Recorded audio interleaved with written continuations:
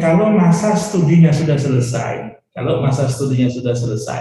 dia akan kembali ke wilayahnya. Itu disebut sebagai mukim. Itu beda dengan ibu-ibu yang ada di sini, yang memang nggak kemana-mana, rumahnya di sini, disebut sebagai domisili tetap, itu namanya mustautin. Jelas perbedaannya ya. Jadi ada orang yang sedang melakukan perjalanan, ada orang yang tinggal tapi akan memutuskan pulang ke kampung halamannya, ada orang yang tinggal domisili tetap. Orang nanya sama saya, Ustaz, saya urban, Ustaz, pendatang dari kampung datang ke sini. Saya termasuk domisili tetap atau tidak? Saya tanya, keluarganya di mana? Istri saya di sini. Anak-anak di sini. Bapak domisili tetap di sini. Namanya mustautin. Bapak jumatannya sah di sini. Itu namanya mustautin. Tapi saya belum punya rumah, saya masih ngontrak, nggak ada kaitan mukim mustautin dengan punya rumah. Kaitannya dengan domisili tetap. Orang yang berdomisili tetap, dia akan kita katakan sebagai apa? Sebagai orang yang mustautin, wajib sholat Jumat, membuat sah sholat Jumat. Nanti akan kita bahas perdebatan sholat Jumat di terminal, pelabuhan, bandara, pabrik, hotel, perkantoran, dan sebagainya. Nanti akan kita bahas. Sehat. Ya. Orang yang wajib sholat Jumat itu sehat, kemudian juga merdeka. Nanti dia akan ke sini.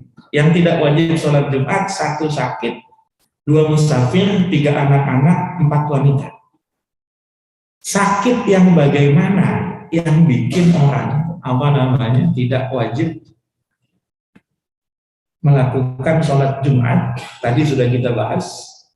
Sakit yang membuat dia berbuka puasa, sakit yang membuat dia menjamak sholat, sakit yang membuat dia bertayamum, itu juga sakit yang sama yang bikin dia tidak wajib sholat Jumat. Bukan cuma sakit ya, sakit atau yang ngobatin orang sakit. Sakit atau yang ngobatin orang sakit. Dokter itu misalnya jam operasinya begitu bertepatan dengan waktu sholat Jumat, itu bisa meninggalkan sholat Jumat, termasuk uzur. Bahkan sebagian ulama menghitung potensi sakit. Sakitnya belum,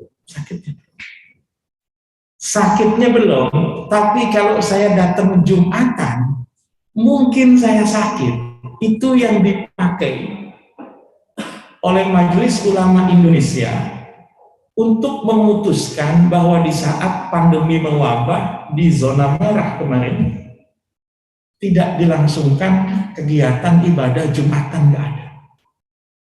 Orang banyak pada protes sama saya itu, Ustaz, gimana ini?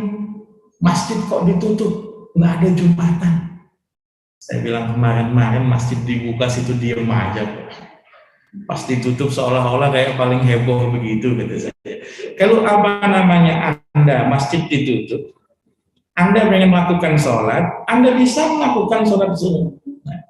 Patokannya sederhana, orang sakit atau orang yang khawatir terkena penyakit, dia boleh tidak melakukan sholat Jumat, boleh, tidak ada masalah. Ya. Jadi jangan kemudian dikritisi, wajar jadi sakit, mengobati orang sakit atau khawatir sakit, itu termasuk uzur yang bikin orang tidak wajib melakukan sholat Jumat. Orang kadang-kadang bingung begini, loh Ustaz, sakitnya kan belum ada, sakitnya memang belum ada, tapi potensinya ada. Potensi itu, resiko itu dihitung dalam hukum agama dihitung. Saya kasih contoh sederhana. Bapak ngisi bensin di SPBU, boleh nggak nyalain korek? Boleh apa enggak? Nah, padahal seandainya nyalain korek, belum tentu meledak, Pak. Belum tentu, belum pasti. Tapi kan tetap ketika Bapak nyalain korek, nggak boleh Pak, nggak boleh nyalain korek, dilarang. Kenapa? Nanti berpotensi meledak. Meledaknya belum pasti, tapi potensinya ada. Potensinya itu dihitung sebagai resiko dalam hukum. Contoh paling gampang, minuman keras, minuman keras. Kenapa haram? Karena memabukkan, karena memabukkan. Banyak orang yang ngomong, loh Ustaz, saya kan nggak tahu mabuk apa enggak. Kalau pengen tahu mabuk apa enggak ya coba dulu dong. Misalnya, ini kira-kira haram apa enggak? Haram. Kenapa haram? Dia berpotensi memabukkan. Itu kan cuma potensi, Ustaz. Saya pengen minum dulu, nanti kalau mabok ya haram, kalau nggak mabok ya halal. Nggak begitu bicara hukum. Dia punya potensi, resikonya dihitung. Contoh paling gampang begini. Orang kalau sudah sakit parah,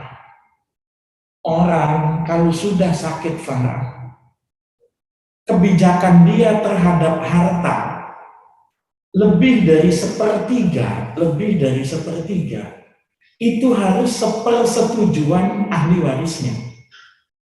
Contoh misalnya, ada orang sakit parah, yang secara medis misalnya,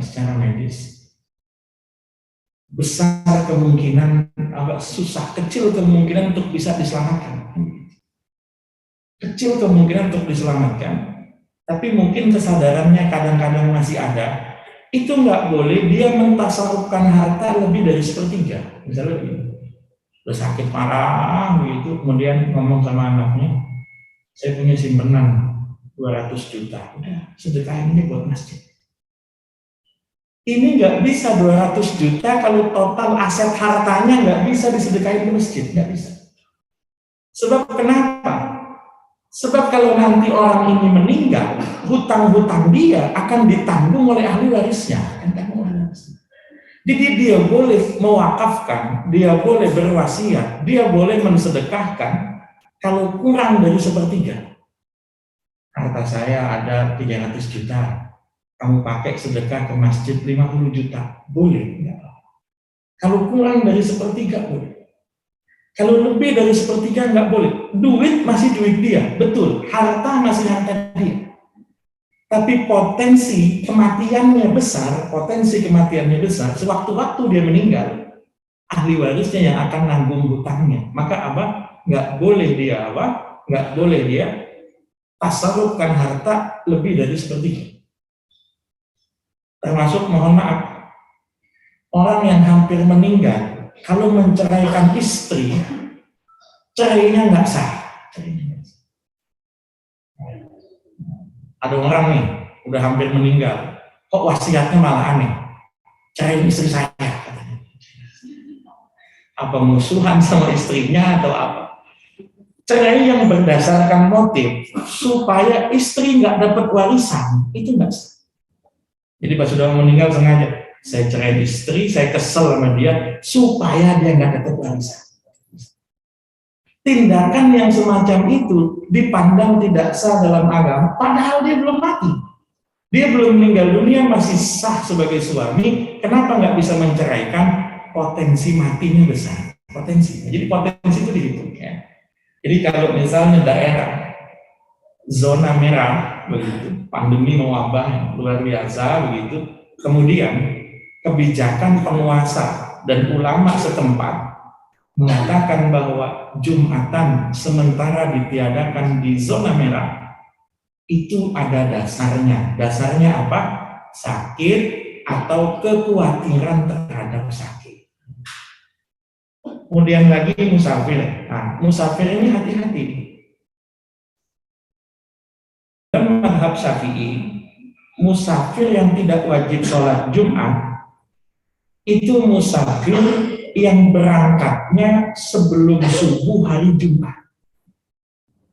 Misalnya, ibu berangkat, kalau ibu nggak wajib sholat Jumat, bapak berangkat dari hari Kamis. Bapak pergi pulang kampung mudik hari Kamis. Jumat di tengah perjalanan, Jumat itu tidak wajib sholat Jumat karena sudah musafir sejak dari hari Kamis, tidak wajib sholat Jumat. Bapak melakukan perjalanan Jumat pagi sebelum azan. Azan subuh 4:30. Berangkat jam 4, itu nggak wajib sholat Jumat. Saya kalau mau bawa kendaraan pergi jauh, misalnya ke Jawa Tengah, Jawa Timur, hari Jumat, saya sering jalan tuh jam 2, jam setengah 3. Jadi tolnya nggak macet, dari Jakarta sampai Cikarang nggak macet. Itu nggak wajib sholat Jumat di jalan. Pokoknya perjalanan yang dilakukan sebelum subuh hari Jumat, siang hari Jumatnya, musafir tidak wajib melakukan sholat Jumat. Tapi kalau berangkat sholat Jumat sudah jam 8, sebelum 9, lebih-lebih jam 10, jam 12 zuhur masuk, kok jam 10 jalan dia pergi. Wajib berhenti di pinggir jalan untuk melakukan sholat Jumat. Dia wajib sholat Jumat, tapi kalau semua jamaahnya musafir, Jumatannya tidak sah. Tapi dia wajib sholat Jumat. Kemudian lagi anak-anak tidak wajib sampai balik. Wanita tidak wajib, sudah sempat kita bahas. Kalau dia melakukan sholat Jumat, maka apa? Sholat Jumatnya dianggap cukup, tidak usah melakukan sholat zuhur lagi. Syarat sah sholat Jumat.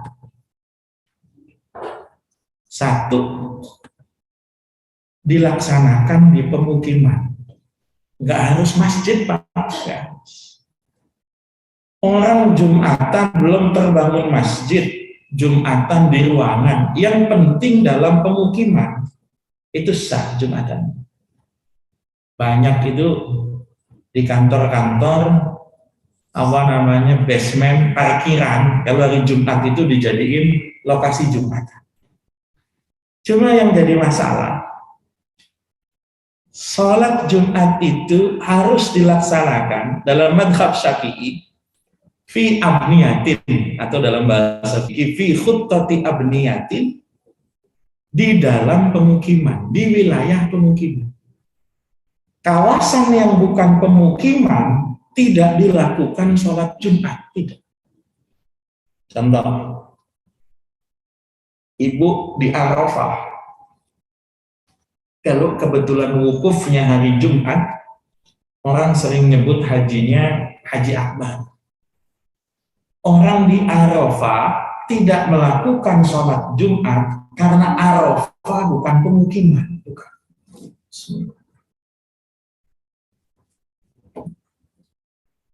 Arafah rame cuma setahun sekali. Sekarang ibu ke Arafah sampai puas, doa-doa nggak ada yang ganggu.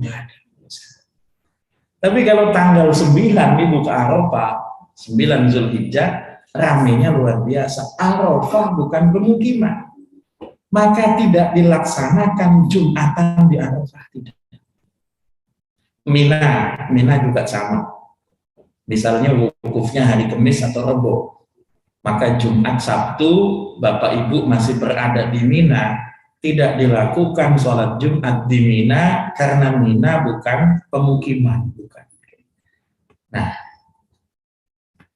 yang jadi masalah, stasiun itu bukan pemukiman, bukan. Penghuni stasiun itu ya lokomotif sama gerbong. Tapi dilakukan sholat Jumat di stasiun. Stasiun-stasiun besar ada masjidnya dan dilakukan Jumatan di situ. Lakukan Jumatan. Bandara itu bukan pemukiman, enggak ada. Yang mukim di bandara ya pesawat itu sudah pesawat. Tapi di bandara dilakukan Jumatan, ada sama ya. Bandara, stasiun, pelabuhan, terminal, pasar. Perkantoran dilakukan Jumatan, banyak ya. Termasuk mungkin di rumah sakit juga. Oke, kalau rumah sakit kan nggak ada tanggal merah, tiap hari ada orang kan gitu. Kalau kayak perkantoran, masjid perkantoran, saya punya beberapa jadwal Jumat itu di masjid perkantoran, selalu dikasih nota di bawahnya, jika hari Jumat bertepatan dengan tanggal merah atau cuti bersama, maka Jumatan ditiadakan. Selalu begitu. Jadi kalau hari aktif Jumat jamaah ada, ya karyawan, pegawai yang ada di kantor situ. Tapi kalau kebetulan cuti bersama, kalau kebetulan hari libur tanggal merah, itu nggak ada karyawan, masjid ya kosong, nggak ada siapa-siapa.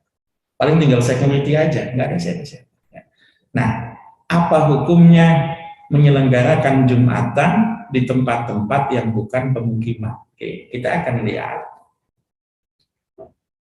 model kependudukan yang ada di masa Nabi. Tiga macam tadi. Di masa Nabi, orang itu ada yang namanya musafir, yang sedang melakukan perjalanan.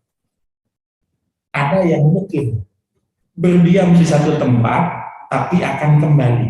Contohnya, orang Quraisy kalau melakukan perjalanan dagang ke Yaman atau ke Syam. Orang Quraisy kan dagang. Dagangnya kemana? Dagangnya ke Yaman. Nggak mungkin dagang di Yaman 1 hari 2 hari. Nggak mungkin.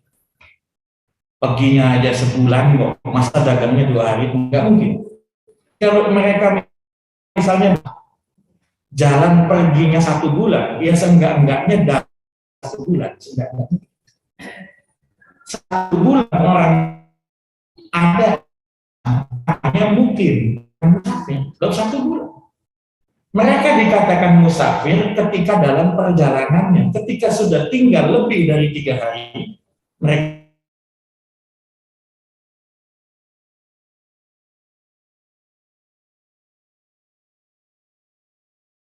jalan ibu dari sini ke tanah suci disebut musafir. Sampai tanah suci akan pulang 40 hari kemudian disebut sebagai mukim. Saya mungkin nih di Mekah lama mungkinnya, ya enggak lah, paling sebulan, selesai haji ya pulang. Tapi disebut mukim, sudah bukan musafir. Ibu-ibu tinggal di rumahnya disebut sebagai mustautin, domisili tetap, disebut sebagai mustautin. Di masa Nabi, orang kalau cari uang, bekerja, itu di sekitar wilayahnya. Nabi, orang Madinah, ngapain? Berkebun. Kebunnya di sekitar Madinah, kebunnya sekitar Madinah. Jadi ketika Jumatan, ya mereka akan pulang. Kerjanya di kampungnya, sholatnya di kampungnya juga. Kalau misalnya mereka pergi dagang, orang Quraisy dagang misalnya ke Syam, di perjalanan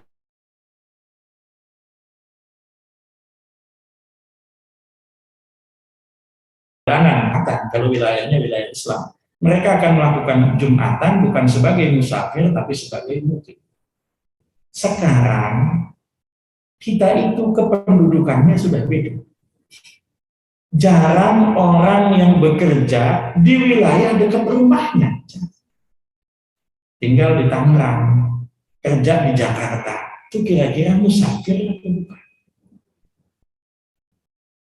Malah ada yang kadang-kadang Masya Allah ya, tinggalnya di Tangerang, kerjanya di Bekasi. Ya.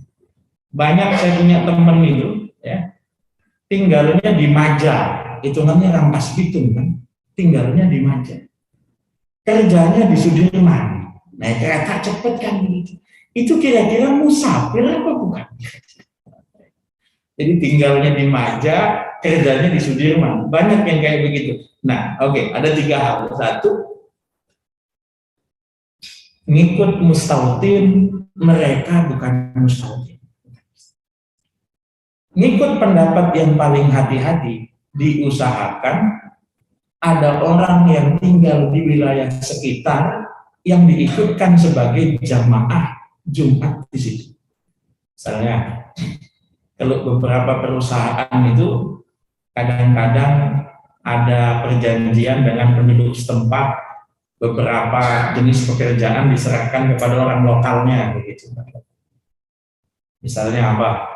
Misalnya apa? Orang sini jatah RW-nya berapa orang misalnya, dapat kerjaan di situ. Apa sebagai misalnya cleaning service, apa office boy, apa security. Ada orang lokal yang ada di situ. Kalau ada orang lokalnya lebih dari 40 orang, maka sholat Jumatannya sah. Yang bikin sah bukan karyawannya, yang bikin sah adalah orang lokal yang ikut Jumatan di situ. Kalau kayak di pasar memungkinkan, banyak orang yang tinggal dekat pasar yang ikut jualan di pasar dan ikut Jumatan di masjid pasar. Itu kayak masjid Syariah Asih memungkinkan. Ada pemukiman di sekitar sini, banyak orang sekitar lingkungan yang ikut Jumatan di wilayah sini, maka nggak ada masalah. Tapi kalau kayak di bandara itu agak repot gitu. Radius bandara itu berapa kilometer, bersih, nggak ada pemukiman itu berapa kilometer. Maka bisa ikut pendapat yang kedua. Pendapat yang kedua mengatakan bahwa yang penting bukan musafir.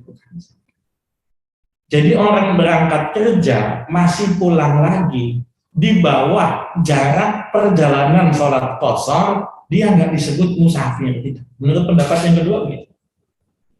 Bapak dari Jakarta kerja di Tangerang, anggap 21-25 kilo misalnya. Menurut pendapat yang kedua, perginya Bapak bekerja tidak dianggap sebagai musafir karena belum melewati 80-90 km. Itu pendapat yang kedua. Jadi bagaimana? Lakukan saja Jumatan. Lakukan. Menurut pendapat yang kedua, lakukan saja Jumatan. Nah, ada yang mencoba mengkompromikan dua pendapat ini. Mereka Jumatan, ini banyak nih, terutama di daerah-daerah. Jumatan nanti habis Jumatan, ngulangi lagi sholat zuhur. Ada yang begitu.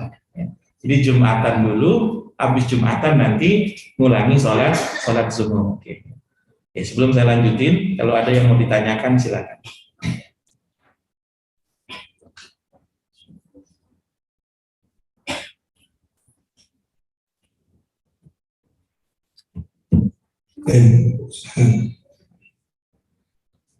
Ya, silakan.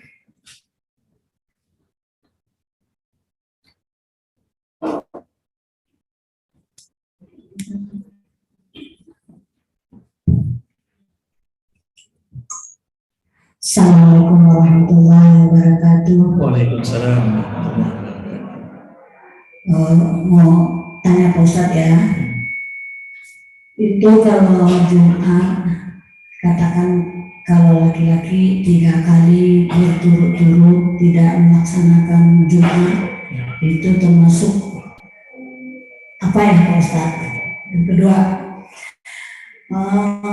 masalah kita di hari Jumat ini, bapak-bapak kan sholat Jumat, katanya kalau kita belanja ya di hari Jumat itu waktu Jumat sedang khutbah, itu ada yang mengatakan haram, ada yang menyatakan tidak baik. Contohnya aja kalau kita di Mekah ya Pak Ustadz ya, kalau lagi khutbah Jumat di masjid kan walaupun nggak khutbah apa sholat, itu orang-orang Arab itu kan ditutup itunya tokonya. Nah, terus satu lagi tadi apa yang disampaikan oleh Pak Ustadz masalah mungkin di Arafah dan Mina ya, kan Bapak Kiai kita yang ceramah, yang khutbah itu bagaimana tuh Pak Ustadz, karena melaksanakannya di tempat yang bukan mungkin yang bilang Pak Ustadz. Hanya sekian, terima kasih Pak Ustadz. Assalamualaikum warahmatullahi wabarakatuh. Waalaikumsalam. Saya jawab dari yang ketiga dulu. Khutbah yang dilakukan di Arafah itu bukan khutbah Jumat, tapi disebut sebagai khutbah wukuf. Jadi memang ada anjuran sholat zuhur dan asar di jamak tanpa dikosor. Sholat zuhur 4 rakaat, dilanjut asar 4 rakaat, lantas kepala rombongan. Kalau di Indonesia pimpinan tertingginya Amirul Hajj berarti akan melakukan khutbah hukum, pesan-pesan apa saja yang dianjurkan pada saat hukum. Jadi bukan Jumatan, nggak ada masalah. Yang pertama memang ada hadis. Hadis itu yang kemudian dibenturkan dengan kebijakan PPKM level berapa kemarin itu. Ya. Hadis man taraka salasa juma'atin faqad kafar. Barang siapa yang tidak melakukan sholat Jumat 3 kali maka telah keluar dari agama Islam. Redaksi yang lain, man taraka salasa juma'atin mutawaliyatin. Siapa yang meninggalkan sholat Jumat 3 kali berturut-turut, 3 kali berturut-turut, maka dia telah keluar dari agama Islam. Hadis yang lain ada tambahannya. Man taraka salasa juma'atin istihzaan. Orang yang 3 kali tidak melakukan sholat Jumat karena menghina agama Islam, meremehkan kewajiban sholat Jumat, menganggap sholat Jumat tidak wajib, maka dia keluar dari agama Islam. Hadis yang biasa kita pakai yang ketiga ini. Meninggalkan sholat, kalau dia meninggalkan sholatnya ada uzur, meninggalkan sholat nggak apa-apa. Meninggalkan sholat karena sakit, karena ngobatin orang sakit, karena khawatir sakit, itu meninggalkan sholat punya uzur, nggak apa-apa. Meninggalkan sholat tanpa uzur, bukan hanya Jumatan, sholat apapun ya. Meninggalkan sholat tanpa uzur, kalau hanya karena malas, haram, dosa, tapi masih beragama Islam. Seandainya meninggal, masih wajib disolati, dimandikan, dikafani, dan dikuburkan di pemakaman orang Islam, masih wajib. Kalau ada orang meninggalkan sholat karena meremehkan sholat, menghina sholat, tidak meyakini kewajiban sholat, orang ini keluar dari agama Islam. Sudah haram untuk disolati, haram dimakamkan di pemakaman orang Islam. Kalau mandiin, kafanin. Tapi kuburinnya bukan di komplek pemakaman orang Islam. Kita nggak tahu, Ustaz, dia nggak sholatnya motifnya apa? Nah, kan masa ditanya, Bu, dulu suaminya nggak sholat, males apa? Menghina, kan nggak mungkin gitu kan? Nah, kalau kita nggak tahu, kita husnuzon, paling nggak sholatnya karena malas. Jadi yang disebutkan keluar dari agama Islam itu kalau dia meninggalkan sholat, menghina, meremehkan, atau tidak diyakini kewajiban sholat. Mudah-mudahan bisa dipahami. Yang kedua, apa hukumnya kita pada saat sudah azan berlangsung masih melakukan transaksi jual beli? Tadi ayatnya jelas ya. Tadi ayatnya, ini ya, surat Al-Jumu'ah. Apabila diseru untuk menaikkan sholat Jumat, segeralah kamu ingat Allah, tinggalkanlah jual beli. Sasarannya kepada siapa? Ini sasarannya kepada siapa? Sasarannya kepada objek wajib Jumat, laki-laki dewasa yang bukan musafir, laki-laki dewasa yang sehat yang bukan musafir. Mereka wajib sholat Jumat. Kalau sudah azan Jumat masih melakukan transaksi, itu transaksinya haram. Nah, repotnya zaman sekarang kadang-kadang tengah-tengah khutbah Jumat itu masih ada yang pegang-pegang HP, order barang di Tokopedia. Ini khutbah, ini masalah zaman sekarang. Orang lagi khutbah itu lihat HP, ini masalah. Kalau dia melakukan transaksi, meskipun transaksinya digital seperti ini, tetap transaksinya haram. Ada dua pendapat.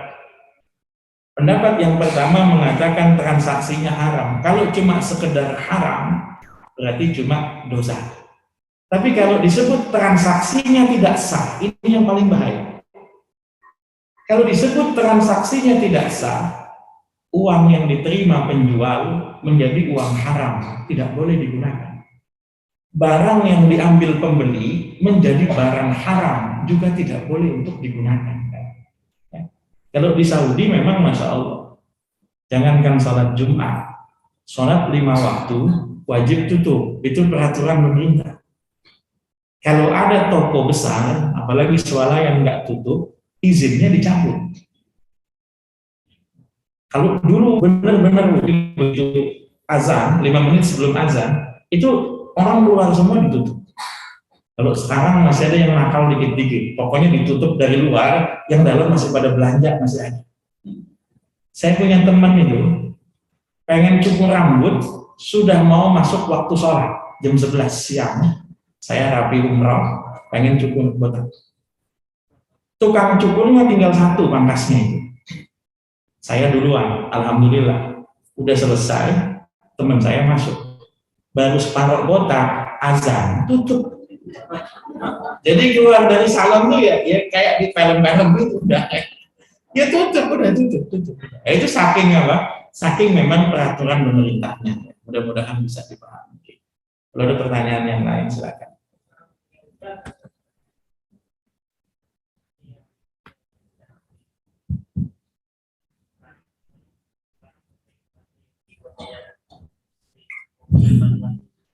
Assalamualaikum warahmatullahi wabarakatuh. Waalaikumsalam warahmatullahi wabarakatuh. Izin tanya Ustaz. Ya, Kalau sholat Jumat itu ukurannya di masjid, saya pernah dengar kalau di musola itu nggak boleh sholat Jumat. Yang wajib itu di masjid. Nah, tapi kadang-kadang ada yang kan kita laksanakan kantor. Padahal di sekitar situ ada masjid yang bisa dijangkau. Kan hukumnya gimana? Terima kasih. Bismillahirrahmanirrahim. Jadi masjid dalam tradisi fikih itu dibagi jadi dua. Ada namanya masjid jami', masjid yang di situ dilakukan Jumatan. Ada yang namanya masjid ghairul jami', statusnya masjid tapi tidak dilakukan Jumatan. Jadi begini, anggap misalnya kelurahannya Sukajadi, di kelurahan Sukajadi idealnya satu wilayah cuma satu yang melakukan Jumatan, idealnya kan begitu. Karena bahasanya Jumatan itu syiar, makin banyak orang kumpul makin baik. Di luar masa pandemi ya, makin banyak orang kumpul makin baik, kan begitu. Tapi apakah orang boleh bangun masjid? Boleh, bangun masjid silakan, nggak apa-apa. Tapi tidak semua masjid akan diizinkan melakukan Jumatan. Tidak. Saya kasih contoh, saya pernah tinggal di Yaman Selatan, Hadramaut, di kota namanya Tarim. Di Tarim itu ada lebih dari 300 masjid, lebih. Hampir tiap pojokan tuh masjid. Misalnya dari lampu merah situ, dari lampu merah sampai ke Sari Asih sini, itu bisa ada 5 masjid tuh, ada 5 masjid. Orang kampung kita nyebutnya musola, orang kampung kita nyebutnya musola. Jadi penyelenggaraan Jumat itu dalam madhab Hanafi terutama butuh izin imam, butuh izin imam. Tidak semua tempat bisa melakukan sholat Jumat, tidak. Tapi seandainya diizinkan melakukan sholat Jumat, tidak harus di masjid, tidak. Jadi kayak tadi saya contohin basement, parkiran dipakai Jumatan. Kalau memang di kita kan nggak butuh izin kadang-kadang. Tapi kalau dalam madhab Hanafi butuh izin imam, itu diperkenankan, nggak ada masalah. Jadi masalahnya bukan karena masjid dan musolahnya, masalahnya dua hal. Satu, diberikan izin oleh penanggung jawab wilayah setempat. Yang kedua, idealnya hanya satu di satu wilayah, itu idealnya. Nah, ada pertanyaannya juga ini. Di Singapura, sholat Jumat dilakukan dalam 3 termin dengan jarak 1 jam pada masjid yang sama namun imam yang berbeda. Hukumnya bagaimana menurut madhab Syafi'i? Ini sebetulnya kalau di Tunisia dari zaman dulu begitu. Kalau di Tunisia, ini kan di sini disebut bahwa sholat Jumat dilaksanakan di waktu zuhur, bebas. Orang pengen Jumatan jam 12:30 boleh, pengen Jumatan jam 1 boleh, pengen Jumatan setengah 2, boleh. Pengen Jumatan jam 2, boleh. Yang penting zuhur belum habis. Kalau di Tunisia, Jumatan itu memang dibikin kloter, Bu. Dibikin kloter. Saya kan contoh begini. Misalnya, masjid yang boleh melakukan Jumatan di awal waktu, misalnya Masjid Sari Asih, Masjid Al-Ittihad, Masjid Kalipasir, Masjid apa. Nanti ada masjid-masjid lain yang ditentukan sholat Jumatnya harus jam 1. Ada masjid lain yang ditentukan sholat Jumatnya setengah 2. Ini berguna terutama buat orang-orang yang tidak bisa meninggalkan pekerjaannya. Nggak bisa. Contoh, satpam, security, atau misalnya operator mesin, misalnya begitu. Yang nggak boleh meninggalkan alatnya. Kalau misalnya berdua, enak, gantian. Kamu yang jaga ya, saya Jumatan. Tapi resikonya kan yang jaga berarti nggak Jumatan, resikonya. Maka ketika Jumatan dibikin kloter itu aman, nggak ada ceritanya security perusahaan nggak Jumatan gara-gara apa? Nggak boleh ninggalin tempat. Jadi bisa security misal 2, kamu Jumatan duluan di Masjid Anu, saya nanti Jumatan belakangan di Masjid Anu. Jadi secara fikih hal itu dimungkinkan dan tidak apa-apa. Secara fikih boleh. Yang kedua, masalah jumlah partisipan atau jamaah yang kurang dari 40 orang, apakah boleh mengadakan sholat Jumat? Banyak kasus ini ya. Di negara-negara yang bukan negara Muslim, rata-rata perwakilan setempat KBRI Indonesia itu jumlahnya nggak sampai 40, nggak sampai. Banyak negara-negara kecil non Muslim yang diplomat kita di KBRI-nya itu nggak sampai 40. Lokal stafnya bukan orang Islam karena bukan negara Muslim. Tetap bikin Jumatan. Apa hukumnya? Nah, ini. Syarat yang ketiga, minimal ada 40 orang yang wajib sholat Jumat. Menurut pendapat ini, kalau jumlah jamaah kurang dari 40, tidak usah sholat Jumat, diberlakukan saja sholat zuhur. Menurut pendapat Syafi'i, pendapat yang kedua, pendapat revisinya beliau, Paul Jadid namanya. Tapi ada pendapat dulunya, ada kaul qadim, Imam Syafi'i bilang bahwa cukup hanya 3-4 orang sudah bisa dihitung Jumatan, sudah bisa. Bahkan menurut Imam Abu Hanifah, Jumat itu sama dengan jamaah. Minimal ada imam dan minimal ada makmum, jadi minimal 2 orang itu sudah bisa. Pendapat patennya Imam Syafi'i 40 orang. Kalau kurang dari 40, sholat zuhur. Itu pendapat patennya. Tapi pendapat terdahulunya sebelum sampai ke angka 40, Imam Syafi'i pernah punya 3 pendapat. Minimal 3 orang, minimal 4 orang, minimal 12 orang.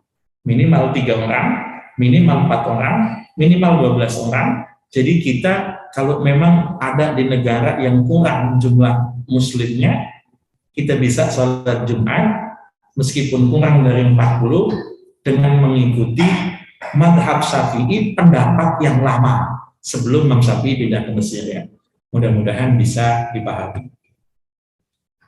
Ada pertanyaan yang lain sebelum saya lanjutkan?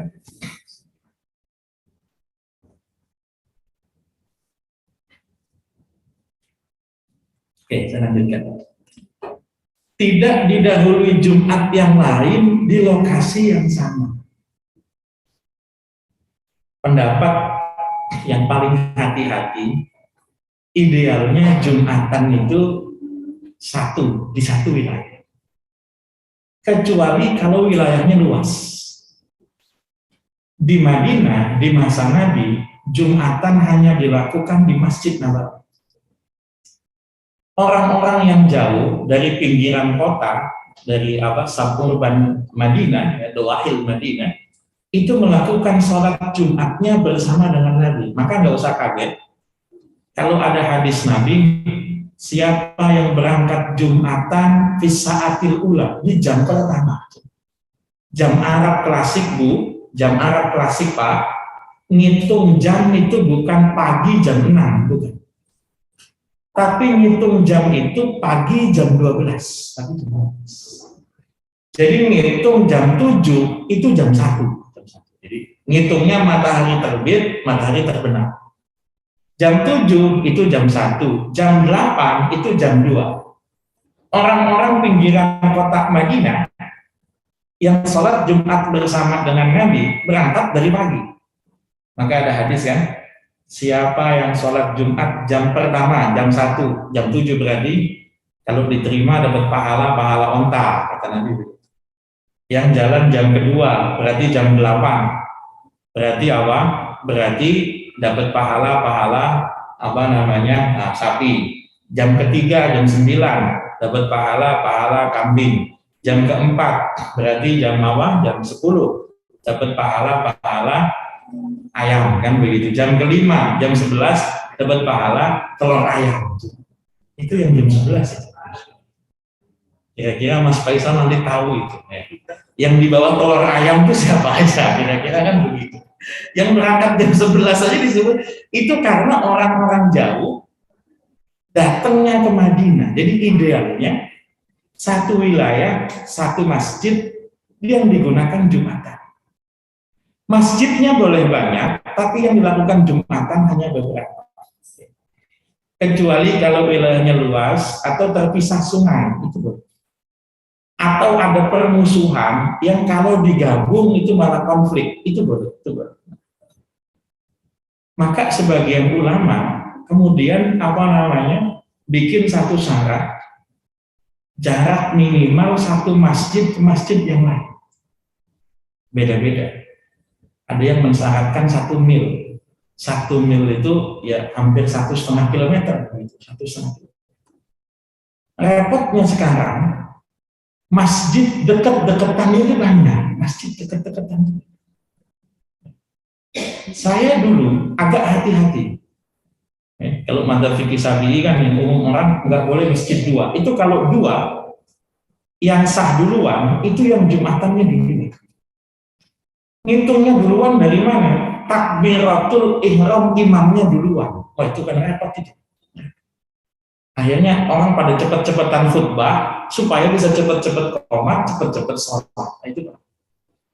Cuma ada pendapat, bahkan masih dalam mazhab Syafi'i, ada satu pendapat, nggak ada masalah, tidak harus satu, nggak ada masalah.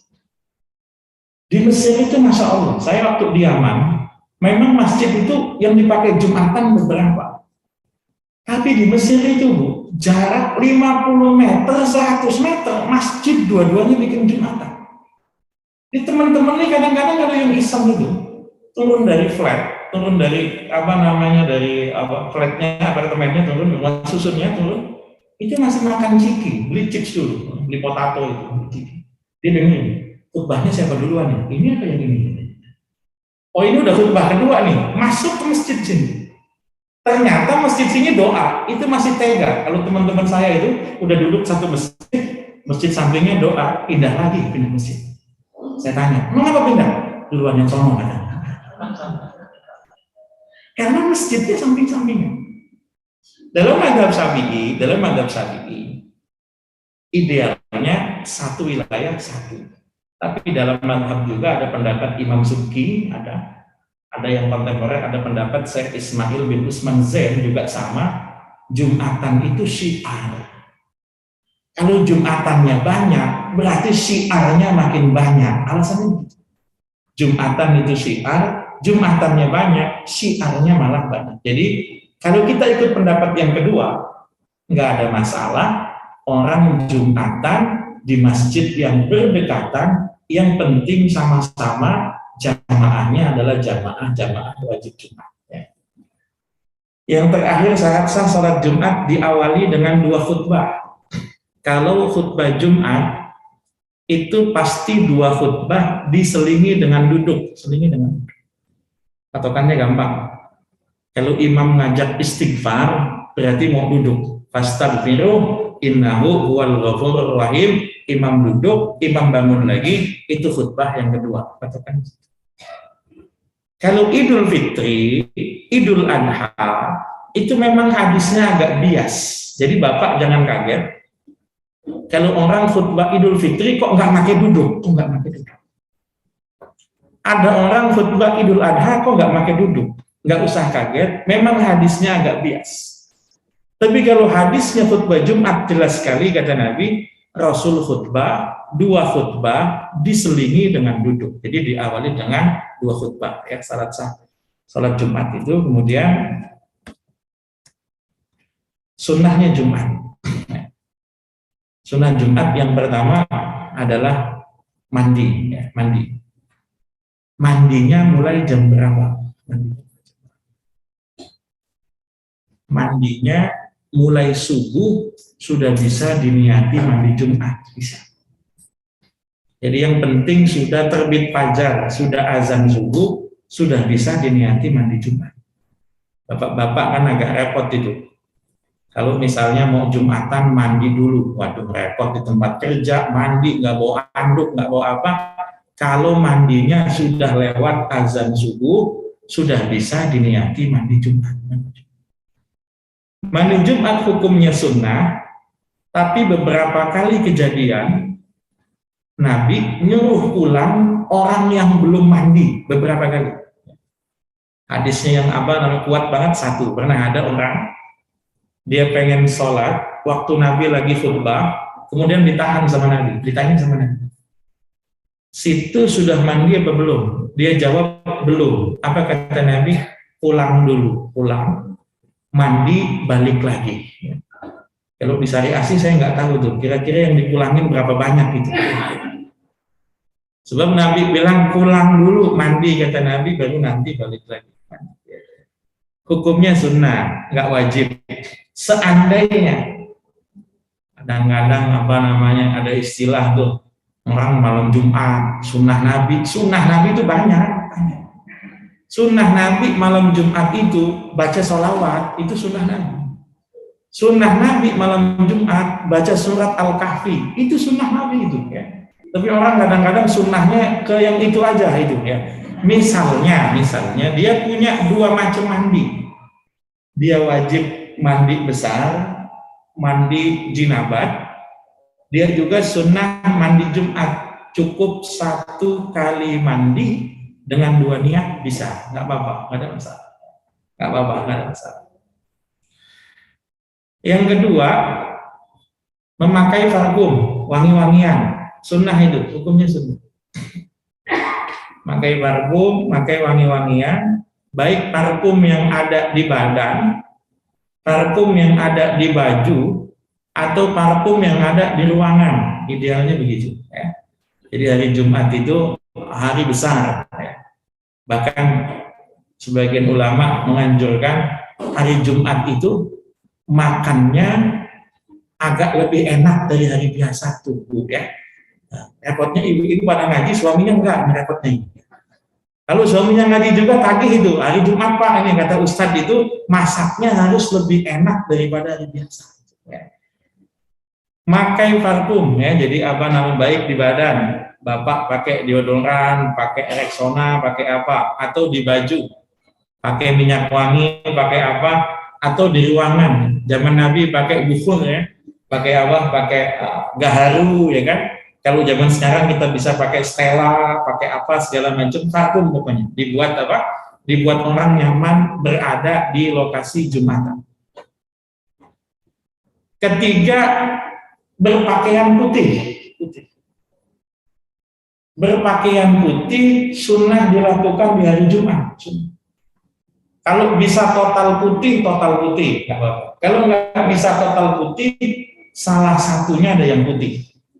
Misalnya memakai total putih, dia pakai gamis, pakai kopiah putih, silakan. Dulu kadang-kadang ada tuh, kalau belum haji, pakai kopiah putih diomelin itu. Si itu belum haji, kopiahnya udah kopiah putih aja, itu kadang-kadang ada. Sebetulnya nggak masalah ya. Cuman kadang-kadang jaga perasaan yang udah haji, itu kadang-kadang begitu, jaga perasaan aja itu. Ya. Gua pakai kopiah putih itu, keluar duit dulu, lu modal 15.000 udah pakai kopiah putih. Jaga perasaannya dia aja itu, jaga perasaan. Tadi sunnah Nabi ya di Jumat tuh pakai apa? Pakai pakaian putih. Kalau nggak bisa total putih, minimal ada yang putih.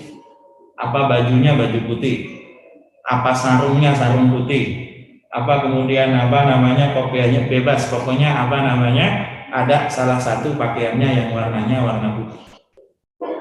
Sunnah juga motong kuku, disenggangganya seminggu sekali potong kuku. Kecuali kalau di awal bulan Zulhijjah dan dia sudah berencana akan melakukan potong hewan kurban, kan begitu. Jadi kalau dia sudah berencana akan melakukan potong hewan kurban di tanggal 1 sampai tanggal 9, hari Jumatnya dia tidak sunnah potong kuku, tidak sunnah potong kuku.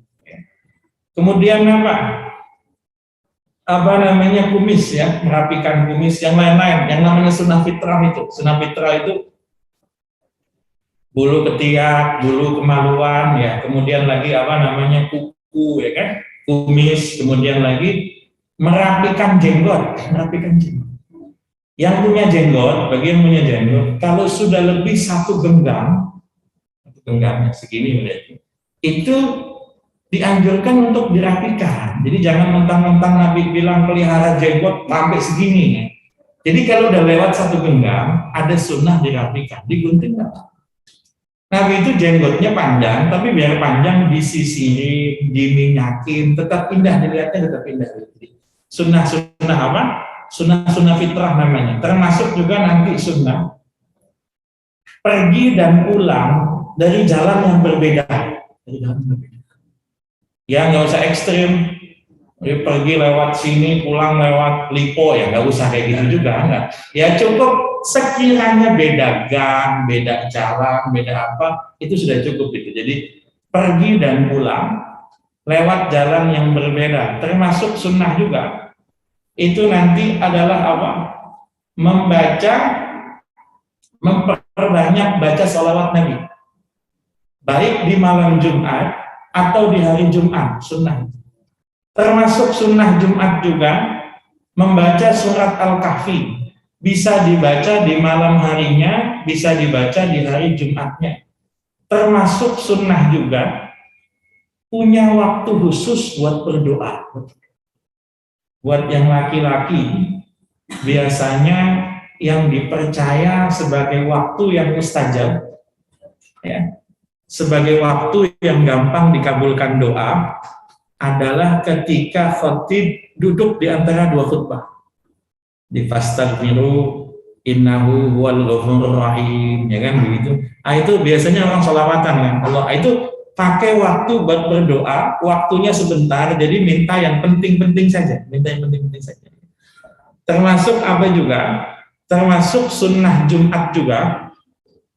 Dan sebagian ulama bilang apa namanya ziarah ke makam keluarga. Hadisnya tidak ada. Tapi sebagian ulama menganjurkan begitu. Jadi bapak ibu kebetulan kok punya orang tua yang makamnya dekat dari rumah. Di hari Jumat dibiasakan apa?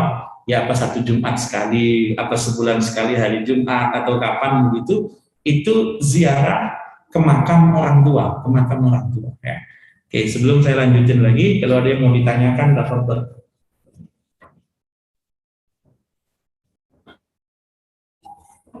Silakan. Assalamualaikum warahmatullahi wabarakatuh.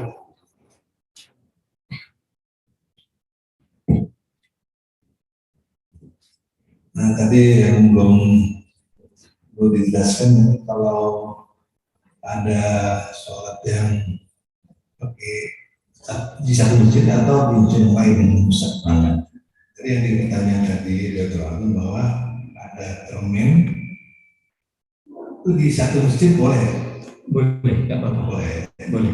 Imamnya bisa lain atau bisa imam itu saja. Nah, imam kalau tidak ada imam lain boleh. Imam yang itu saja juga boleh, nggak ada masalah. Namanya Jumatul Mu'adah, Jumat yang diulangi lagi untuk imamnya. Masih sama-sama ya. Jadi itu namanya bukan mengulangi sholat Jumat. Kalau mengulangi sholat Jumat itu imam yang sama dia melakukan sholat Jumat lagi, mengulangi sholat Jumat. Itu namanya adalah mengatur waktu sholat Jumat. Tujuannya satu sih, mencegah kerumunan massal, kan itu tujuannya. Di sebagian pesantren yang masjidnya kecil, ada teknik Jumatan. Ya. Ini masih banyak nih pesantren, saya ngalamin juga. Jadi begini,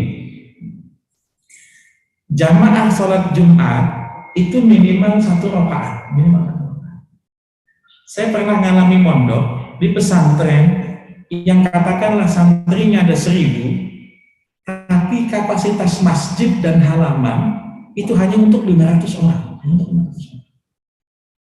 Akibatnya apa? Akibatnya disiasati. Imam akan membaca surat yang panjang di rakaat yang kedua. Sholatnya antrian Pak Haji. Jadi begini. Misalnya 500 orang pertama akan sholat bersama dengan imam. Begitu imam naik rakaat yang kedua, seperti sholat khauf, masing-masing kemudian memisahkan diri, sholat sendiri, tahiyat, salam, imam masih baca surat panjang, kemudian kami masuk kloter yang kedua, nanti begitu imam salam, kami nambah 1 rakaat. Jadi itu cuma teknik sholat saja, nggak masalah. Selagi apa? Selagi memang jamaahnya jamaah yang sesuai dengan kriteria wajib Jumat ya. Mudah-mudahan bisa dipahami.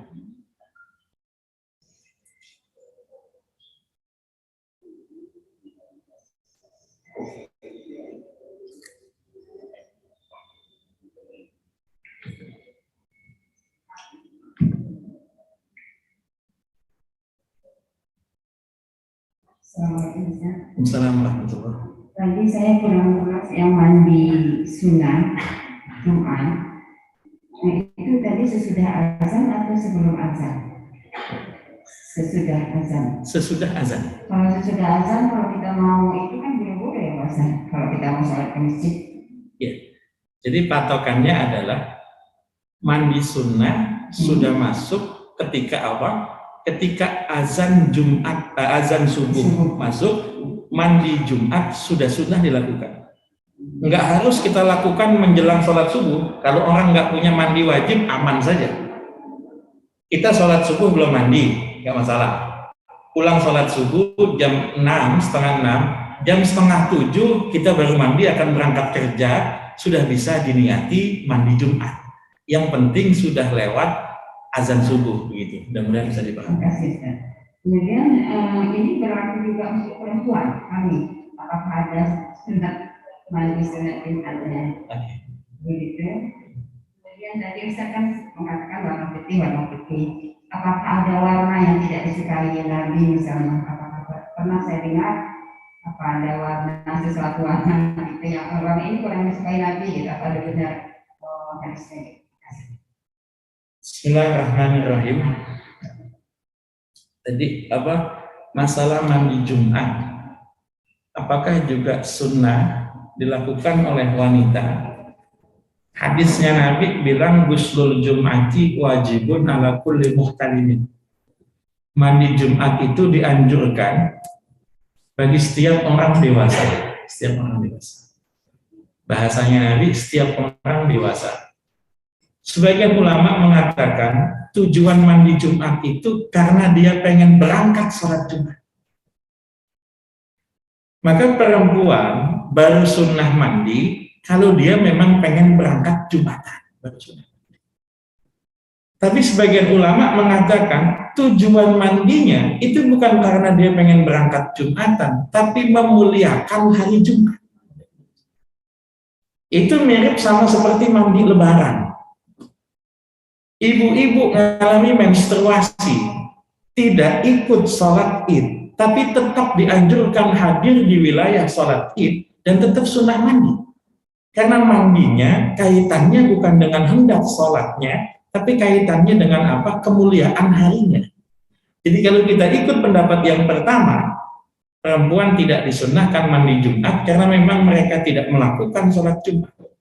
Tapi kalau kita ikut pendapat yang kedua, kita tetap mandi, kita niati mandi Jumat, karena apa? Kemuliaan hari Jumatnya. Contoh, membaca sholawat, itu tidak terkait dengan sholat Jumat. Wanita tetap sunnah baca sholawat. Membaca surat Kahfi, itu tidak terkait dengan sholat Jumat. Dia terkait dengan malam ataupun hari Jumat. Ya. Kemudian lagi, kalau sedekah hari Jumat, ini kan sekarang ngetren sedekah Jumat itu. Kalau saya belum menemukan satu hadis yang khusus tentang sedekah di hari Jumat, belum menemukan, itu bukan berarti tidak ada. Sayanya belum nemu, cuma kebaikan apapun yang dilakukan di hari Jumat itu dilipat gandakan. Kebaikan apapun. Di masa Nabi tidak dikenal ada nama Haji Akbar, nggak dikenal. Haji ya haji saja, yang ada haji kecil itu umroh. Kalau Haji Akbar tidak ada. Tapi menjadi kemudian satu istilah, orang bilang kalau wukufnya hari Jumat, hajinya Haji Akbar. Itu karena kebaikan yang dilakukan di hari Jumat memang dilipat gandakan. Jadi kaitannya lebih kepada kemuliaan hari Jumat ya. Mudah-mudahan bisa dipahami. Tadi yang kedua masalah apa? Warna baju, oke. Warna yang paling disukai Nabi, yang paling umum itu putih. Nabi bilang al-bisu min siyabikumul bid. Warna pakaian yang Nabi paling suka itu putih. Tapi suka atau tidak suka itu selera. Selera itu kalau nggak ada kaitannya dengan ibadah nggak jadi masalah. Jangan misalnya gara-gara Nabi sukanya daging kambing, ibu-ibu darah tinggi, kemudian makan daging kambing gara-gara, wah Nabi suka kambing. Bukan, kalau soal selera itu kecenderungan kan begitu. Nah, warna yang pernah Nabi pakai untuk sorbannya ada beberapa. Ada warna hitam, ada warna hijau, dan ada warna putih. Warna yang sempat tidak disukai oleh Nabi itu warna merah. Tapi jangan nganggap kalau Nabi nggak suka berarti kemudian ibu-ibu haram pakai, ya tidak. Itu kan selera. Saya katakan selera, kecenderungan. Soalnya pernah ada orang pakai warna merah, ada orang pakai warna merah, tapi Nabi fine-fine aja, nggak ada masalah. Ada sahabat itu jagoan, namanya Abu Dujana. Kalau berangkat jihad, dia pegang pedangnya itu Masya Allah musuh takut semua sama dia. Abu Dujana itu pakai pakaian warna merah. Nabi dilapori, Nabi, itu Abu Dujana pakaian warna merah. Nabi kan nggak suka. Jawabannya Nabi, kalau Abu Dujana nggak apa-apa. Bahasa Nabi kalau Abu Dujana nggak apa-apa itu artinya itu selera dia kan begitu, itu seleranya Abu Dujana, jadi nggak ada masalah. Jadi berkaitan dengan warna, memang yang tidak dianjurkan itu libasus syuhra. Libasus syuhra itu pakaian yang mencolok, yang mengundang perhatian. Misalnya ibu-ibu sepakat mau pengajian kan ada dress code-nya begitu kan, kalau ibu-ibu zaman sekarang misalnya. Ayo kita pakai pakaian warna putih, kemudian pakai kudungan warna pink, misalnya begitu, ya kan? Semua seragam begitu. Ujuk-ujuk ibu kemudian, wah, saya pengen pakai warna toska sama warna hitam, beda sendiri. Ketika dia beda sendiri, itu makruh karena mancing perhatian. Coba sekelompok ibu-ibu semuanya pakai putih pink, satu orang pakai biru, yang dilihat pertama siapa?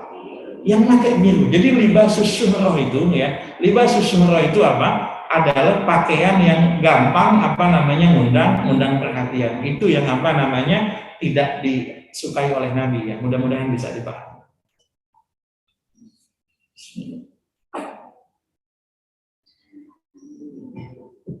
Ya, saya lanjut yang terakhir. Masalah khutbah. Mendengarkan khutbah. Mendengarkan khutbah itu hukumnya beda pendapat. Sebetulnya bahasa hadisnya bukan mendengarkan khutbah, atau juga bukan diam di saat khutbah. Ada semacam kesalahpahaman. Kadang-kadang pengurus masjidnya bilang harap diam pada saat khutbah. Akibatnya jamaah tidur semuanya.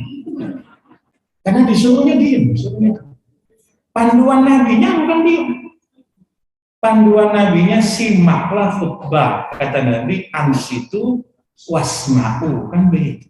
Jadi panduan dari Nabi itu menyimak khutbah. Kalau ada orang tidak menyimak, tidur, apa hukum Jumatannya? Jumatannya tetap sah. Ya mungkin lebih dari 25% jamaah sholat Jumat itu tidur pas Jumat. Rata-rata ini. Apalagi yang di senderan di tembok atau di tiang. Makanya itu di masjid-masjid itu tiang itu udah penuh duluan itu. Saya nyari-nyari tiang itu kadang-kadang. Tiang itu udah penuh duluan itu, udah penuh duluan. Hampir 25% itu orang ya nggak paham apa capek, apa lelah atau apa. Itu sampai tidur saat khutbah itu kadang-kadang cuma 5 menit, 10 menit. Itu leganya luar biasa. Saya zaman mondok santri kadang-kadang begitu juga Bu. Jadi cari tiang tiduran itu lega bener, 10 menit itu lega bener kadang. Itu hukum Jumatannya tetap sah, tapi tidak mendapatkan fadilah mendengarkan khutbah, dia nggak dapat. Yang jadi masalah, apa hukumnya berbicara pada saat khutbah berlangsung? Apa hukumnya berbicara? Ada hadis Nabi, idza qulta li sahibika yaumal jum'ati ansid faqad lagat wa man laga fala jum'ata. Kalau kau bilang pada temanmu di saat khutbah berlangsung, kau bilang diamlah, maka sungguh engkau telah berbuat sia-sia. Orang yang berbuat sia-sia maka tiada kesempurnaan Jumat baginya. Yang repot di kita itu tadi kalau jamaah banyak anak kecilnya. Apalagi kalau dipisah, saya nggak pernah setuju misahin orang dewasa sama anak kecil. Ada di satu masjid itu dekat wilayah saya, dewasa sama anak kecil dipisah, dewasa di bawah, anak kecil di atas. Ketika dikumpulin di atas, jadi wahana di atas itu. Orang ngapain aja di atas tuh ada yang loncat-loncat, ada yang ini repotnya itu di situ. Kalau saya itu mendingan anak kecil itu didampingi. Idealnya kan begini, anak kecil itu pertama belajar sholat di sekolahnya, kan begitu, belajar sholat di TK. Pertemuan sholat di TK itu 1 semester paling 3 kali, 4 kali, paling. Maka dia mendalami sholat berjamaah bersama dengan ibunya, bisa begitu. Jadi kalau ibu-ibu rumah tangga ngajari anaknya sholat, anaknya kemudian dilatih sholat berjamaah. Kalau sholat berjamaah di rumahnya, dia sudah bisa apa? Sudah bisa khidmat, sudah bisa tenang, sudah bisa khusyuk. Maka bapaknya, saudaranya laki-laki, pamannya atau kerabatnya nyoba ngajak ke masjid, diajak, didampingi. Kebanyakan anak kecil itu kacau sholat jamaahnya karena yang ngajak temennya, yang ngajak itu bukan. Yang ngajak itu bukan bapaknya. Maka sering saya bilang di masjid-masjid itu, kalian remaja masjid, kata saya, kegiatan pertamanya itu dampingi anak-anak kecil. Jadi ada satu masjid bagus sekali. Remaja masjidnya standby kalau maghrib, isya, taraweh dan Jumatan. Langsung dipisah itu. Ayo dek, sebelah sini dek. Pokoknya anak kecil kumpul 3, udah ngaco semua itu. Imam belum amin, dia udah amin duluan itu. Khutbah itu sedang panas-panasnya, ya kan, khotib lagi sedang semangatnya, dia udah amin itu. Khotib di KO kalau udah begitu itu ya. Maka apa? Ini kadang-kadang serba salah. Orang nanya sama saya, Ustaz, menertibkan anak kecil pada waktu Jumatan apa hukumnya? Saya bilang, kalau ngikut panduan hadis memang agak repot. Tapi memang ulama bilang kalau hal-hal itu urgent, kalau halnya urgent, kita boleh berbicara nggak apa-apa. Contoh, Minggu kemarin ya, hari apa? Kamis sama hari apa yang ada gempa itu? Kamis. Misal Jumat ya? Jumat ada gempa ya kan? Misalnya ada gempa pas lagi Jumatan. Orang teriak untuk menyelamatkan diri boleh, nggak apa-apa. Gempa, nggak ada masalah, nggak ada masalah. Atau ada orang yang tiba-tiba pingsan, kemudian ada orang yang berbicara, ayo tolongin, nggak ada masalah. Kalau hal-hal sifatnya urgent nggak apa-apa. Lagi Jumatan, Bapak duduk di depan Bapak ada ular misalnya, ya kasih tahu temennya depan itu, hati-hati Pak, ada ular, jangan diam aja. Giliran temennya dipatok, oh saya kan Jumatan, nggak boleh ngomong, wah repot ini. Saya kan Jumatan nggak bukan. Jadi kalau ada hal-hal yang sifatnya urgent, itu memang harus diomongin, itu nggak apa-apa, itu nggak ada masalah. Buat saya kadang-kadang nertikin anak kecil itu urgent, buat saya urgent. Karena patokannya begini, masjid itu kadang-kadang saya nggak paham. Banyak masjid bangunannya bagus, ber-AC, ya kan? Itu dua hal yang jadi masalah di masjid itu. Satu, toiletnya. Dua, sound systemnya di kebanyakan masjid itu. Saya kadang-kadang khutbah kayak orang marah-marah, itu gara-gara sound systemnya nggak enak. Jadi ganggu konsentrasi sekali. Sudah sound systemnya nggak jelas kemana, masih bagusan sound tahu bulat begitu ya. Udah sound systemnya nggak jelas, anak-anak kecil melani. Ya kan? Maka saya sering bilang kadang-kadang, tertibin saja nggak apa-apa. Tujuannya orang diem supaya bisa nyimak khutbah. Gara-gara anak kecil rame, khutbah nggak bisa disimak, nggak apa-apa. Kalau memang tugasnya nertibin. Tapi kalau kira-kira tanpa bersuara cukup bisa. Kalau anak dulu diginiin bisa sudah. Tanpa ada suara, kita begini doang bisa. Gitu. Anak sekarang kadang dipelototin, begini itu nggak bisa. Jadi kadang-kadang penting itu buat saya, itu di beberapa soft itu ditaruh anak-anak remaja masjid yang memang apa? Buat nertibin anak-anak kecil itu supaya apa? Supaya bisa khidmat. Kedua, main HP. Ini umum sekali. Kalau transaksi jelas haram. Ini kadang-kadang enggak. WhatsAppan lagi apa namanya? Imam khutbah, apa khatib khutbah WhatsAppan dia.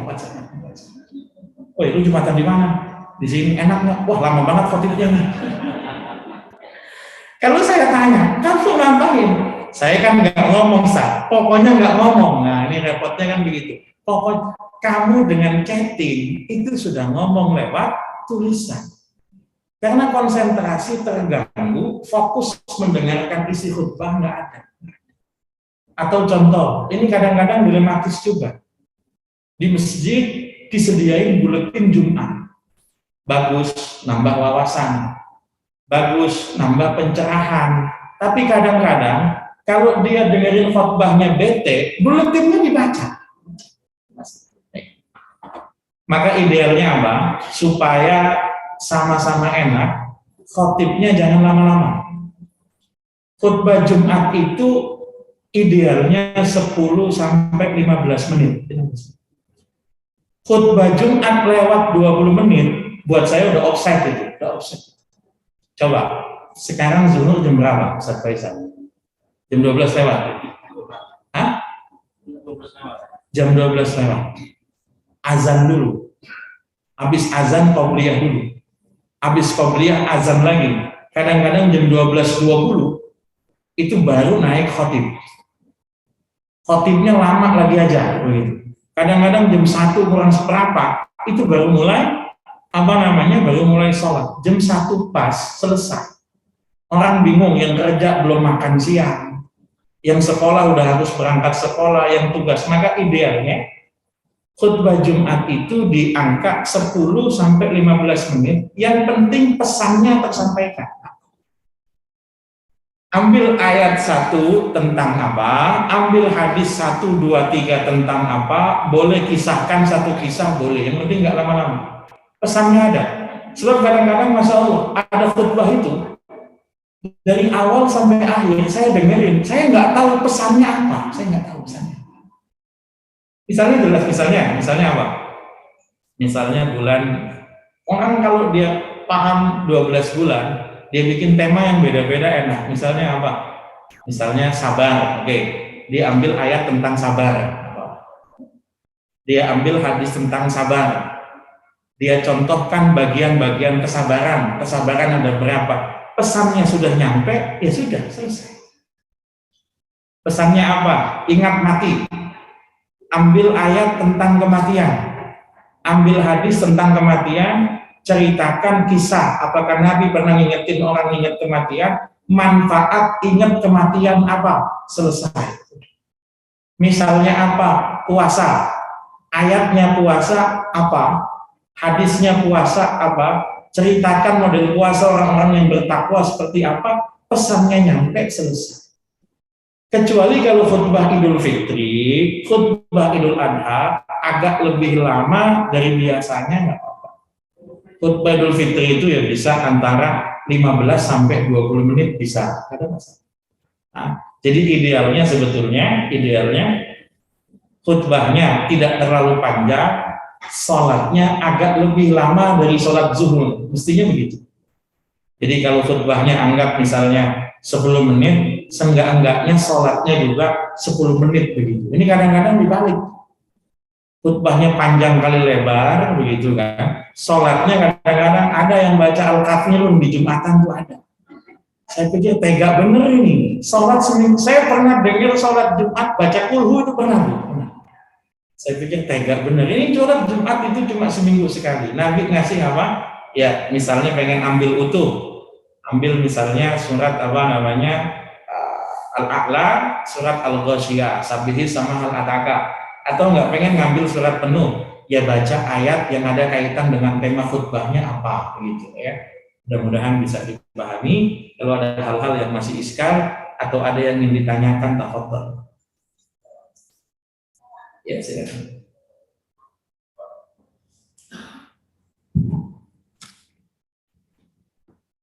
Assalamualaikum warahmatullahi wabarakatuh. Waalaikumsalam warahmatullahi wabarakatuh. Mohon maaf, mau tanya. Di tempat kami tinggal, itu jumlah orang yang punya kewajiban untuk sholat Jumat sudah lebih dari 40 orang.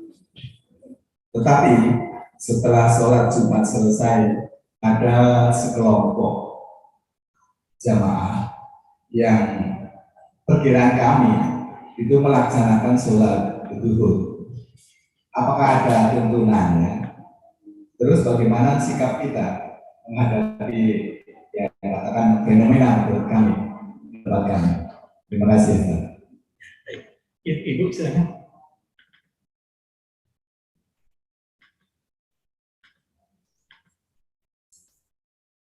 Bismillahirrahmanirrahim. Assalamualaikum warahmatullahi wabarakatuh. Waalaikumsalam warahmatullahi wabarakatuh. Mohon maaf Pak, bagaimana cara yang efektif untuk mengatasi anak-anak agar jangan mengganggu orang yang sholat? Karena menurut saya anak-anak ke masjid itu dilema. Di satu sisi kita ingin ada generasi penerus dan juga agar anak-anak itu terbiasa ke masjid. Tapi di sisi lain di masjid bukannya sholat tapi bercanda, bahkan memang sampai mengganggu. Kalau kita diadakan orang ditunjuk untuk menjaganya, karena di sini sepertinya belum terbiasa, agak susah di orangnya ditunjuk gitu Pak. Kemudian satu lagi pertanyaan, kalau anak-anak ke masjid, ternyata di masjid itu bukan sholat tapi bercanda, bagaimana orang tuanya dosa atau enggak?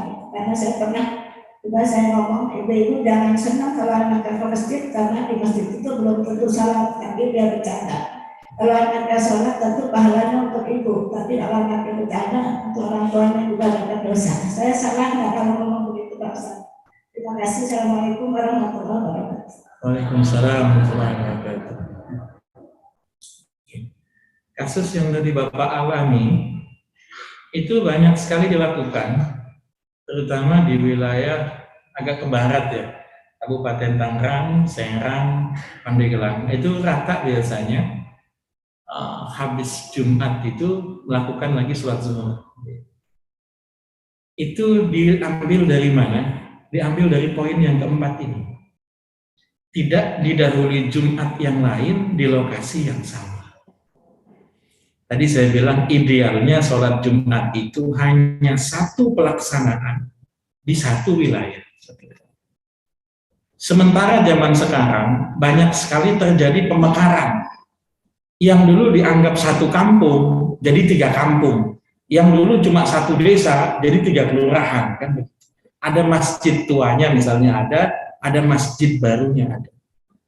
Kalau mengikut pendapat yang pertama bahwa sholat Jumat yang sah itu sholat Jumat yang duluan. Sementara kita nggak tahu kita duluan apa belakangan, kita nggak tahu. Makanya ada sebagian orang yang kemudian punya kehati-hatian, mereka akan melakukan apa? Melakukan sholat zuhur lagi. Nggak wajib tidak. Selagi mereka tidak menyalahkan yang tidak zuhur, selagi mereka tidak mewajibkan sholat zuhur, nggak ada masalah. Yang masalah tuh kalau kamu harus zuhur lagi, kalau nggak zuhur lagi nggak sah. Kalau gitu ngapain Jumatan, langsung zuhur aja, kan begitu. Ya kan? Jadi patokannya memang berangkat dari kehati-hatian. Selagi mereka tidak mewajibkan dan tidak menganggap Jumatannya tidak sah, nggak ada masalah. Mudah-mudahan bisa dipahami. Jadi bentuk kehati-hatian. Yang kedua, tadi masalah anak kecil. Masalah anak kecil, idealnya seperti apa? Idealnya tadi 3 sebetulnya ya. Jadi diajari di sekolahnya, kemudian diajari di rumahnya, baru dilatih ke masjid. Tapi susah itu, susah. Kuncinya buat saya 2 hal. 1 sekolah dan 2 rumah.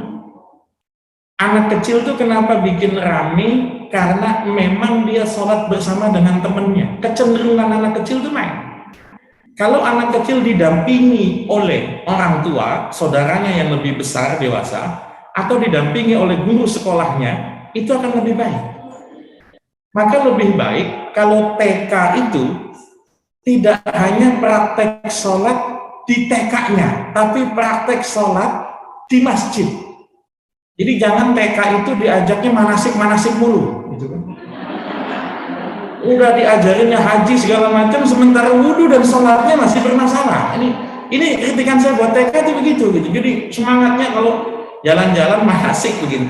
Jadi kalau saya bilang coba ajak ke masjid terdekat, latihan mereka wudhu di situ bersama dengan temannya. Ingatkan kalau rame, latihan berjamaah di masjid. Awalnya tidak bersama dengan jamaah yang lain, lalu kemudian digabungkan dengan jamaah yang lain. Misalnya, pelajaran agama Islam di SD itu kan seminggu mungkin 2 kali atau seminggu sekali. Alangkah baiknya kalau bukan cuma teori saja. Alangkah baiknya kalau pelajaran agama Islam yang ada di SD atau di MI diarahkan sholatnya itu mirip kayak Ramadan. Anak-anak SD dikasih lembar kerja harian, tapi gurunya nggak nungguin.